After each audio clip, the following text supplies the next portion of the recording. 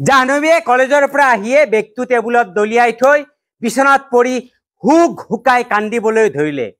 পৰিয়ালৰ সকলো মানে মা দেউতাক আচৰিত হৈ গ'ল। কিয় তাই এইমাত্ৰ কলেজৰ পৰা আহিছে, এইমাত্ৰ কিয় তাই কান্দিবলৈ আৰম্ভ কৰি দিলে? সকলো আচৰিত হ'ল যদিও এটা সময়ত দেউতাকে জাহ্নৱীৰ মূৰত হাত বুলাই বুলাই সান্তনা কৰিলে। কিছু সান্তনা হোৱাৰ পিছত জাহ্নৱীয়ে দেউতাকক সকলোখিনি কথা বুজাই ক'লে। দেউতাকে মাত্ৰ এটা মিচিকিয়া হাঁহি মাৰিলে। ইয়াক জাহ্নৱীয়ে কোৱাৰ মূল কথাখিনি হ'ল যে জাহ্নৱীক কলেজত বহুতেই কয় তুমি ভালদৰে পঢ়িব নোৱাৰা, তুমি দেখাত বেয়া, তুমি একো নজনা, তোমাৰ হাতত তুমি পইচা পাতি কমকৈ আনা, তুমি হোটেলত খাব যোৱা, সকলোবোৰ যেন নিগেটিভ কথাই কয়, পজিটিভ বুলি কোনো কথাই নাই। জাহ্নৱীয়ে যেন একেবাৰে নিম্নমানৰ একো এটা নজনা মানুহ, নজনা ছোৱালী। সেই পৰিৱেশত তাই বোলে কেনেকৈ থাকে? আৰু সেইবোৰ সহ্য কৰিব নোৱাৰি, এদিন দুদিনকৈ কৈ থকা সহ্য কৰিব নোৱাৰি সিদিনা আহি ঘৰত হুক হুকাই কান্দিবলৈ আৰম্ভ কৰি দিলে।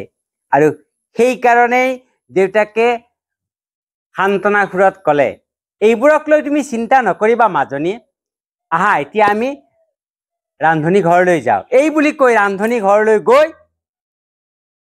3টা গেছ ষ্টভৰ বাৰ্ণাৰত 3টা চচপেনত পানী দিলে আৰু ক'লে তুমি এই 3টা পানী একেলগে গৰম কৰা। জাহ্নৱীয়ে দেউতাকৰ কথা মতে 3টা চচপেনত সম পৰিমাণৰ পানী দি উতলাবলৈ আৰম্ভ কৰিলে। আৰু সেই উতলা পানীত এটাত এটা আলু দিলে আৰু এটাত এটা কণী দিলে আৰু এটাত অকণমান চাহপাত দিলে। কিছু সময় উতলাৰ পিছত দেউতাকে 3টা চচপেন অকণ অকণ ঠাণ্ডা হ'বলৈ দি জাহ্নৱীক ক'লে, চোৱা মাজনী, এই প্ৰথম চচপেনটোত তুমি চোৱাচোন, তুমি যে এটা আলু দিছিলা, আলুটোৰ কি হৈছে? তেতিয়া জাহ্নৱীয়ে ক'লে, দেউতা আলুটো আগতে টাইট আছিল, টান আছিল, কিন্তু এতিয়া ঢিলা হৈ পৰিছে। বাকলি গুচাই চোৱাচোন, বাকলি গুচাই চালে একেবাৰে ঢিলা হৈ পৰিছে, যিকোনো তাক আকৃতি দিব পৰা হৈছে। তাৰপিছত ক'লে, দ্বিতীয় তুমি চচপেনটোত যে কণীটো দিছা এইটো চোৱাচোন। তেতিয়া জাহ্নৱীয়ে কোনটো চাই ক'লে, দেউতা এই কণীটো আগতে অকণমানতে খুন্দা হ'লে ভাঙি যোৱাৰ এটা লক্ষণ আছিল, এতিয়া ভাঙি যোৱাৰ লক্ষণটো নাই, লগতে এই ভিতৰ ফালে যথেষ্ট টান হৈ পৰিছে, দেখাত কিন্তু একেই আছে। তেতিয়া ক'লে 3 নম্বৰ চচপেনটোত য'ত তুমি কিছু চাহপাত দিছা সেইটো চোৱাচোন। তেতিয়া জাহ্নৱীয়ে ক'লে যে তাত চাহ হৈছে, তুমি অকণ খাই চোৱাচোন। খাইছে ক'লে ইমান ধুনীয়া টেষ্ট হৈছে আৰু ধুনীয়া গোন্ধ এটা হৈছে। তেতিয়া দেউতাই ক'লে, চোৱা মাজনী, এই যে উতলা পানী 3টাতে সম পৰিমাণে উতলা পানী আছে, কিন্তু এইটো এই যে উতলা পানী এইটো হ'ল আমাৰ পৰিৱেশ। পৰিৱেশ সকলোতে থাকিব, তুমি তোমাৰ পৰিৱেশ কেতিয়াও পৰিৱৰ্তন কৰিব নোৱাৰিবা। তুমি কিন্তু নিজকে পৰিৱৰ্তন কৰিব লাগিব।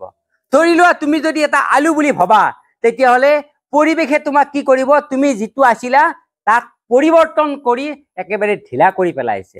আলুটো চোৱা, তুমি আলু হবা নেকি? নিশ্চয় নোহোৱা। তাৰপিছতে চোৱা কণীটো, কণীটো দেখাত একে আছে, ভিতৰ ফালে সি কোমল হৈ আছে, কিন্তু তাত যেতিয়া পানীটো গৰম কৰা হ'ল, উতলোৱা হ'ল, তেতিয়া সি নিজকে পৰিৱৰ্তন কৰি পেলালে। ভিতৰত যদিও অন্তৰত ভিতৰত ঢিলা আছিল, কোমল আছিল, সি পৰিৱেশৰ লগত নিজকে খাপ খুৱাবলৈ কি কৰিলে? ভিতৰখন নিজকে এটা কঠিন কৰি পেলালে। কিন্তু 3 নম্বৰটোত কি হ'ল? তুমি তাত চাহপাত দিলা, সেই একেই পৰিৱেশ, একেই গৰম পানী, তাত চাহপাতে কি কৰিলে? নিজৰ সোৱাদ আৰু গোন্ধ তাত এৰি দিলে। গতিকে আজিৰ এই যিটো পৰিৱেশ, এই পৰিৱেশটো ঠিক উতলা পানীৰ দৰে। এই পৰিৱেশত তুমি কেনেকৈ সাৰ্ভাইভ কৰিব বিচৰা? তুমি সদায় সেই চাহপাত কেইটাৰ দৰে হবা। তুমি যি পৰিৱেশতে নোযোৱা, সেই সকলো পৰিৱেশতে তুমি তোমাৰ বুদ্ধি, তোমাৰ সাহস, তোমাৰ কৰ্মৰ দ্বাৰাই, তোমাৰ জ্ঞানৰ দ্বাৰাই তুমি প্ৰভাৱিত কৰি সিহঁতক সেই সোৱাদ আৰু গোন্ধ বিলাই দিবা। কথাখিনি বুজি পাইছা? দেউতাকৰ কথাত জাহ্নৱীয়ে বুজি পালে আৰু ক'লে, হ'ব দেউতা, মই যিকোনো পৰিস্থিতিতে সকলোৰে লগত মই মিলি যাম আৰু মোক লৈ যেন পৰিৱেশটো এটা নতুনকৈ গঢ় লৈ উঠে তাৰ ব্যৱস্থা কৰিম। এই কাহিনীটোৱে নিশ্চয় আপোনালোককো কিছু এটা খোৰাক দিলে যে আমাৰ এই পৰিৱেশ বিভিন্নজনে আমাক বিভিন্ন সময়ত তিৰস্কাৰ কৰে, বেয়াকৈ কয়, গালি গালাজ পাৰে, বিভিন্ন কয়, কিন্তু তাৰ লগত আমি নিজকে এডজাষ্ট কৰি তাৰ লগত আমি মিলাব লাগিব।